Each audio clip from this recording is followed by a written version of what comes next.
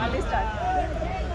జయలక్ష్మి గోవుని జాతీయ ప్రాణిగా ప్రకటించాలని, అలాగే మనకి సింహమో పులో ఇలాంటివి నెమలో ఇలాంటివన్నీ ఎలాగో ఉన్నాయో అలాగే గోవుని జాతీయ ప్రాణిగా ఎప్పుడైతే చేశారో గోవధ నిషేధము ఎలాగైనా అమలైపోతుంది.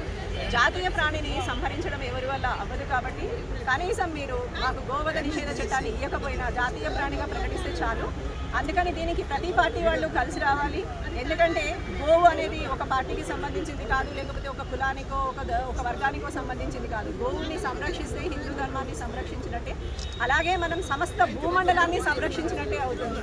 కాబట్టి గోవు సంరక్షణ బాధ్యత ప్రతి మానవుడు తీసుకుంటే కనుక ఆ గోవు భూమి మీద ఉన్నంత వాటికి ఈ భూమికి మనగడానికి మనకి వేదం చెప్తోంది. వేదాన్ని సంరక్షించడము అనంటే గోవుని సంరక్షించడం. సకల మానవ జాతిని అలాగే సకల దేవతలు ఉన్నది గోవులోనే. కాబట్టి ఒక్క గోవుని పూజిస్తే మీరు ముక్కోటి దేవతల్ని పూజించిన ఫలితం లభిస్తుంది. అందుకని గోవుని సంరక్షించడానికి ప్రతి ఒక్కరూ నడుము కట్టి రావాలి. అలాగే గోవుని సంరక్షించడానికి మీరు వెళ్ళి షెల్టర్స్ ముందు ఉండి షెల్టర్స్ మోయించాల్సిన అవసరం లేదు. ఒక్క జాతీయ జంతువుగా కనుక మనం అనౌన్స్ చేయించగలిగితే గోవు దానంతట అదే సంరక్షించబడుతుంది. అందరూ కదిలి వచ్చి ఈ సమ్మెని ఏదైతే ఉందో దాన్ని ఉధృతం చేయండి. ఉధృతం చేసి దానితో పాటు మనం జాతీయ జంతువుగా ప్రకటించే పరిస్థితి తెచ్చుకుందాము.